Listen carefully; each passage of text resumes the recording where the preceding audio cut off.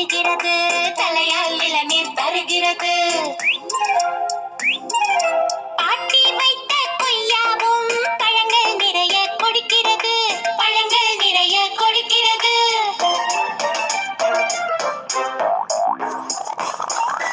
அப்பா வைத்த மாஞ்செடியோ அல்வா போல பழம் தருது, அல்வா போல பழம் தருது.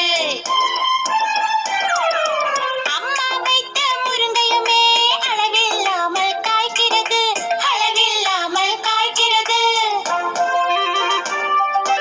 அண்ணன் வைத்த மாதுளையோ கிண்ணம் போல பழுக்கிறது, கிண்ணம் போல பழுக்கிறது.